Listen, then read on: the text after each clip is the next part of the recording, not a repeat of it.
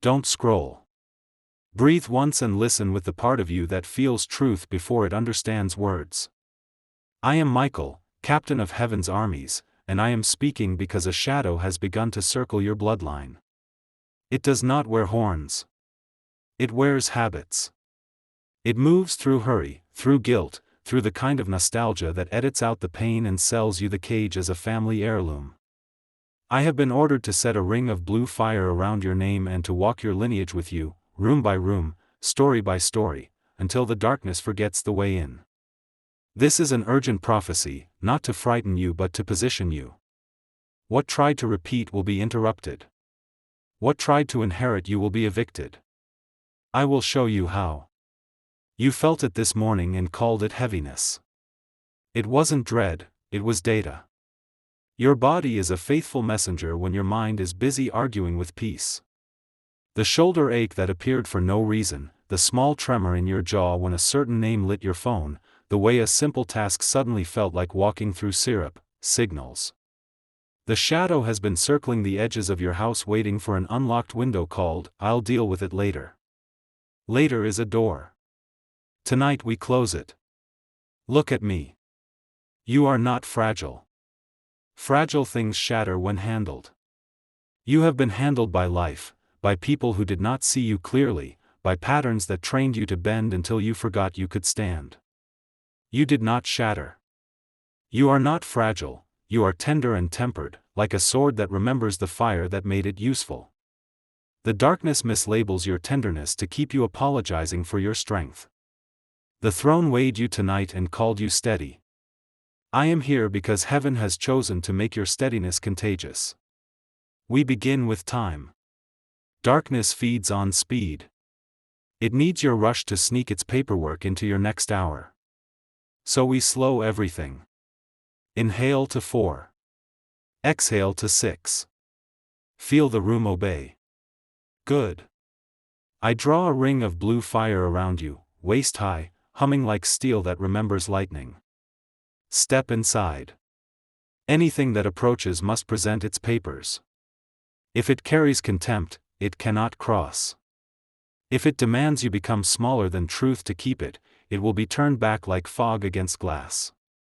If it feeds on your confusion, it will starve. Now we walk the house of your bloodline. The first door is marked, "Inherited Voices." On the other side are phrases that shaped you when you were too young to choose them. Don't make a scene. Keep the peace. Be useful or be quiet. The shadow loves these because they make hosts who never say no. I put my hand to the door and a mark burns in the wood, my small blue circle. We open, not to argue, but to observe. There, on the kitchen chair of your memory, sits the fear that kept your elders alive in hard times: work until your bones forget softness, love only if it looks like self-erasure. They survived with those rules. Survival is not the same as life. We bow to their courage and we bless them into retirement. Speak after me, quietly but like a gavel: what protected them does not govern me. I honor the past and choose the upgrade. The room exhales. Some phrases turn to ash midair. Others soften from command into caution. You may keep caution as wisdom, you may throw away command. Next hallway, debts and deals. Not money, exchanges. Places where your clan traded authenticity for access, where someone agreed to be less in order to be allowed in. The shadow writes long contracts in invisible ink: be impressive, not honest. Be agreeable, not present. Be convenient, not whole. I press my sword tip to the floor, the ink flares and reveals itself across generations like a map of thin, hungry roads. Read the clause with me: payment due each time they tell the truth. I cut the clause in half. Sparks climb the walls and go out like fireflies. But what will we eat if we stop performing, you ask? Heaven answers with logistics.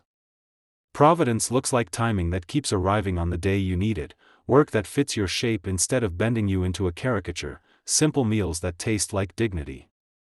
The ring hums, and the corridor brightens from fierce color to honest daylight.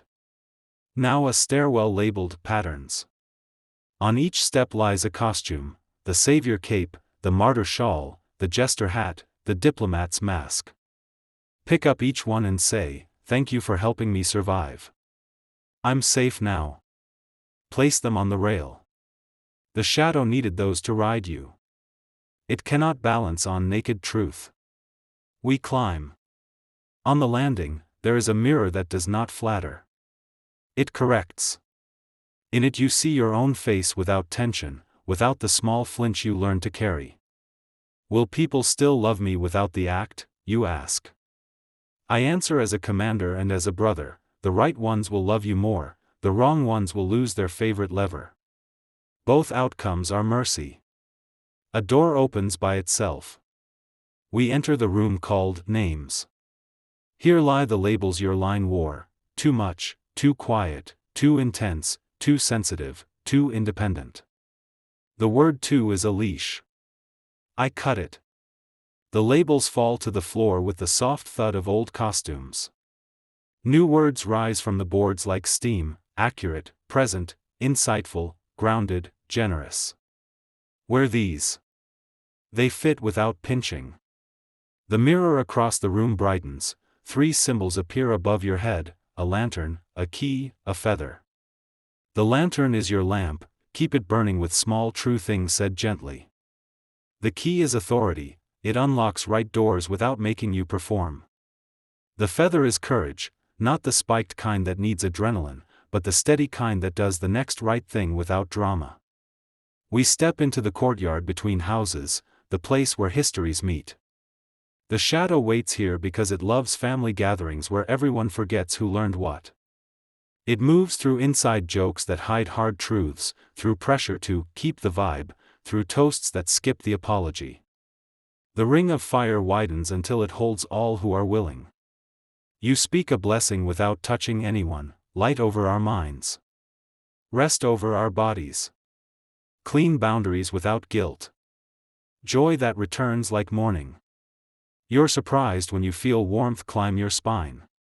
That is agreement signing itself on your body. A child across the yard laughs too loud, then looks around as if a hand had just been removed from their shoulder. That's how far permission travels. There is an attic labeled "unsaid." Dust rises in slow gold. Trunks clutter the floor, each one with a lock shaped like a different decade. I name the decades and the locks loosen, secrets lose power under witness. We do not open every trunk. Some are not yours to carry.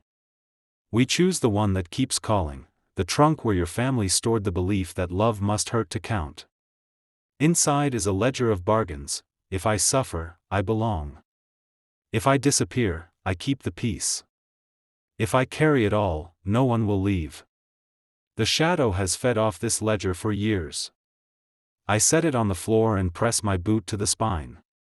It resists, then sighs. Pages go blank. We replace the book with a single page that reads: love tells the truth and stays when it can, love blesses and leaves when it must. Your chest loosens with a quiet pop. That was the tether. Downstairs again, through a door marked "Dawn." Outside, the city is ordinary and newly kind. This is the part where you expect spectacle. Heaven gives you supply. A text arrives from the one who always had access to your guilt: you do not flinch. You write back: I'm not available for that conversation. I wish you well. You place your phone face down and eat slowly. You think this is small. The shadow thinks it devastating. Its staircase needs your speed. You just removed its wood. We walk the street. The ring hums like a bassline you carry. People who used to pull your focus feel farther away without moving. A door you knocked on last year opens as if it had been unlocked all along. Inside is work that doesn't require you to bleed to keep it. A chair by a window sits waiting as if for your name. You take the seat. You feel useless for a minute because usefulness has always been your disguise. Sit anyway. The city keeps spinning without you managing it. That is proof that your worth never lived in busyness. Now listen closely, a plan is forming in heaven concerning your line. It does not look like an army. It looks like a garden. You will be asked to plant 3 habits into your days until they grow fruit strong enough to feed others. First habit, Sabbath as structure. One day with no output turns everything you built sturdier. Second habit, clean words. Speak fewer, make them weigh more. Third habit, early boundaries. Close the small doors before the big storms arrive. Darkness hates early boundaries because they make drama unprofitable. You want a sign that you are not imagining this entire commissioning. I mark 3. You will dream of water, clear, running, not drowning. That is cleansing moving through your house. You will find a key where you don't expect it, on a counter, in a pocket you forgot. That is authority returning without swagger. You will see 111 or 333 twice in one day, not magic, a memo, we are present. Continue. Thank the sender and proceed. Do not build altars to signs. The altar is your daily yes. Why our bloodline, you ask? Because you are pattern breakers and bridge builders. Patterns fight hardest at the one who names them, bridges feel the weight before the travelers ever show. The throne did not pick you to punish you. You were chosen because you can feel deeply without drowning and act calmly without freezing. That combination makes a home for freedom. The ones coming after you will know family as shelter, not as test. They will still have weather, they will inherit cover. There will be pushback. Expect echoes, a late-night tug that tastes like old panic, a message dressed as apology that is really a leash, a celebration that wants you as decoration, not participant. The ring will hum under your ribs when the pull approaches. Answer with 5 sentences that sound ordinary and end empires. I don't rush for traps. I don't audition for love. I don't negotiate with confusion. I don't trade peace for access. I don't return to rooms God rescued me from. Speak them low. Watch the room adjust. I will show you one last picture so you recognize victory when it appears looking like quiet. It is afternoon. The one you love most sits on the floor folding laundry, humming.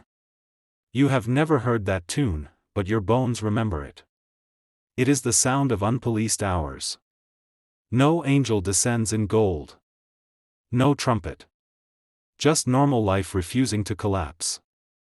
I stand at the doorway, sword in the ground, smiling the way soldiers smile when the village is safe enough to bore them. Boredom is a miracle in houses that only knew adrenaline. Receive it. Before I step back to the perimeter, I leave 3 gifts on your table. A small mirror of clear flame, hold it to your thoughts, it shows truth without fear's distortion. A seed wrapped in light, planted in any plan, it guarantees growth only at healthy pace. A feather edged with blue, keep it near your tools, it reminds the heir who guards your craft. With these you will walk decades without handing your piece to the loudest voice. Place your hand over your heart. Anchor this prophecy to earth with your own mouth, because earth is a speaking planet and doors here turn on words. Father, set your ring around our bloodline. Close every door that demands we become smaller than your truth. Open only what honors our souls. Release mercy backward and forward through our years. Strengthen our angels. Guide our steps. Seal our name in your light. Good. The warmth rising under your palm is not suggestion, it is signature. The shadow is still circling, but it has lost your scent. Keep your lamp burning. Keep your pace holy. Keep your words clean. When the month turns, I will turn with it. When a false star tries to sell you urgency, I will dim it. When the real assignment rises, quiet and honest, I will brighten it until you cannot miss it. Walk now with the dignity of one whose lineage is being reauthored. The darkness is not impressed by noise, it is terrified of families who make peace normal. That is your calling. I am at your right hand. My sword is in the ground. Your prophecy stands. Proceed. We arrive together at the twilight of a ceremonial field. The air breathes like a drum between worlds. I stand beside you, sword grounded, wings folded but alive. The ring of blue fire you walked through is now a corridor of light leading into a great altar built of our ancestors' stone, some smooth, some jagged, all carved by years they never asked to carry. On each stone is a name you don't yet know, the warrior who surrendered laughter for survival, the mother who swallowed dreams to feed children, the man who told himself he'd pay attention later, then died early. This ceremony is for them too. Healing the family tree means inviting the roots into daylight, forgiving the trunk for what it sustained, then planting new branches without hiding the scar. A wind rises and the stones shimmer. I raise my hand, and each stone splits open. From the cracks a thin stream of black thread unwinds legacy contracts, spoken and unspoken, weaving pain into patterns. I say, receive these and see them for what they are. The threads sound like sighs, like regrets muting themselves. I gather them into a cloth of silver light. You watch and you do not turn away. Good. Courage is not absence of fear, it is presence in the face of it. I tie the cloth around the altar and lift the bundle high. Then I let it fall into a pit of violet flame at the center of the altar. The fire crackles, echoes. That crackle is the sound of generational debt burning. You look down and ask, what now? I answer softly, we rewrite the covenant. Not with words they knew. With words you will live. I hand you a blank parchment glowing pale gold. On it appear 3 seals, forgiveness, mercy, new life. You press your hand over forgiveness and say names not to indict but to release. The parchment warms. You press mercy and name your own wounds not so you can repeat them, but so you can end their script. You press new life and see your own name written in light beneath it, the one who carries the upgrade. Your heart tightens then relaxes. Your lineage changes not just because you fight for it, but because you live for it. Behind you the altar shifts. Out of the violet pit steps figures your ancestors not haunted, but freed. They wear no guilt, they carry no more weight. They smile at you. One says, thank you. Not because they needed your rescue. Because they needed your obedience to freedom. Another says, we watched. The third simply bows. The light rises, and for the first time in your memory you see not shadows in the family gatherings, but presence.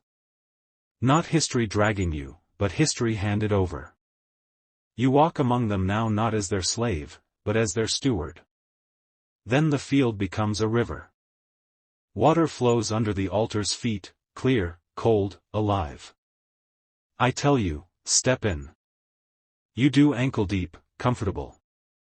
Each drop dissolves what you believed was muscle memory, the tight jaw, the flipped switch to be useful, the quiet voice that said, I'll manage. The water sends up steam in soft gold. Your body remembers it is made for breathing, not bracing. Your ancestors cheer silently, cheers that sound like birds at dawn. You wade forward. Upstream, a current of light streams toward you. On the shore is a tree younger than the age you pretend to know, its leaves still unfurled, its trunk soft. I say, plant your name here. You kneel, you whisper your dream, you plant the seed from my hand. The tree leans into the water, the river smiles. In the valley beyond the river appear doors, hundreds of them. Not grand. Simple. Wooden. Some open, some remain shut. I show you the one meant for now. It bears your personal emblem, a lantern, a feather, a key, remember? You open it and step through into a chamber labeled Future Peace. Inside is a table with 2 chairs and a window overlooking a city lit by hope, not hustle. The one you love waits there. They look up and see you. No drama. No fireworks. Just calm. They smile, and their smile says, I'm home. You sit. I hover behind the chair. I say, begin. The world beyond watches quietly. The circle of light holds even doors, windows, city blocks. The trap you feared cannot penetrate here because you carry the blueprint. You ask, will the darkness still come back? I nod and say, yes. Not as before. It now visits like a memory you remember but aren't afraid of. Because tonight we built foundations. I draw the sword across the chamber floor and the word irreversible glows. The altar burns again. Your seed roots the tree of the future. Your lamp glows, the key clicks. The feather rests on the table. You lean back. You breathe. Then I hand you scrolls to your right. 3 scrolls. One titled Family Line, Redeemed, another Work, Aligned, the third Legacy, Light. You pick any. Unroll. The letters form under your fingertips, instructions, promises, not obligations. They are allowances, you may rest. You may create. You may cherish. The words are thin but fortified. Your body knows this is new language, the grammar of freedom. The field dims into evening and the stars appear. I lift my gaze and the constellations shift, they align with your name. The sky isn't decorating, it's referencing. I say, when you look up, remember this ceremony. You carried the flames, now you wear them. A star brightens above your head. That is your birthright flagged in heaven's sky. The night is thick, but you are thicker. Not with burden. With presence. Before I step back to patrol the outskirts, I leave you with 3 charges that will guard the seed. 1. Speak truth slow, a slow truth cuts deeper than fast fury. 2. Receive delight, when joy comes, say yes to it without half apology. 3. Guard peace, protect it like you protect what you must sleep for. Let these be your new legacy. The old one whispered, endure. This one whispers, flourish. Now stand. Feel the ground. It is your ground, anchored, not borrowed. The altar dissolves. The stones turn into seeds. The river flows into soil. The doors collapse into paths you walk. The future is no longer an idea. It is a field you live in. I sheath my sword. I fold my wings around you like a quiet shield. Go, I say. This bloodline begins here. When you return to your house, the furniture will feel lighter. The air will taste like promise. The one you love will remain unaware of the depth of the hour, and that's the point. You carry the change so they live in it. I step into the perimeter and patrol. I leave the ring beneath your ribs. The flame hums. The tree grows. Remember, you didn't save them by fighting the darkness. You healed your line by allowing the light. Walk now. Quiet, steady, unstoppable as a river claiming its home. The night holds stillness so deep it sounds like breath. The river that carried your family's pain now glows from within, a long vein of living light. I call your name, and the horizon tilts, the field you stood in stretches upward until it becomes a hall, high and translucent, its ceiling a slow swirl of galaxies. This is the court of restoration, the last room before ordinary life begins again. You stand at its center barefoot, the soil beneath your feet still wet from the river, but the wetness does not stain, it shines. I, Michael, step before you and kneel. The gesture is not worship, it is recognition. Heaven honors those who carried mercy through storms. The air thickens with wings. To your left, Raphael descends holding a bowl of oil clear as glass. To your right, Tzadkiel brings a cloth woven of violet fire. Behind you, Gabriel lifts a scroll that hums your heartbeat. Above, unseen voices whisper the record of what you have undone, curses replaced by covenants, fear replaced by clarity, exhaustion replaced by rhythm. The voices are not chanting, they are reciting gratitude. The Father speaks, not thunder, but warmth that moves through bone. They guarded what I love. They chose mercy when anger was efficient. Bring the crown. A circle of light forms over the altar, pure gold threaded with blue flame. I lift it carefully, it weighs almost nothing. This, I say, is not reward, it is reminder. You are crowned so you cannot pretend small again. I place it just above your forehead, not touching, floating. It hums the tone of your name in heaven's language. The vibration seeps down through your spine until even your cells recognize new authority. Raphael steps forward and anoints your temples. For clarity, he says. The oil cools, then warms. Tzadkiel wraps the violet cloth around your shoulders. For mercy, he says. It feels like a promise, not a costume. Gabriel unrolls the scroll and speaks, for voice. Let their words build what heaven can inhabit. He places a feather quill in your right hand. It glows once and then fades to a simple white. These are not accessories, they are functions. You will see their echo later, calm under pressure, kindness that corrects without cruelty, timing that seems impossible until it happens. I raise my sword and touch the tip to the ground. Blue sparks travel outward in perfect circles, drawing patterns that mark this new covenant. Each ring that spreads becomes a generation yet to come. When the sparks reach the walls, the whole hall exhales, and you realize it was waiting for this agreement since before you were born. The Father's voice again, softer now, tell them they have permission to prosper in peace. You hear it inside, not outside, and it rearranges your concept of holiness. Peace is not idle. Peace is power with the noise removed. The crown brightens briefly, then stills. Heaven does not clap. It sighs, satisfied. I look at you, this human who once thought survival was the ceiling, and I feel something like pride, though angels are not built for pride. Perhaps it is joy.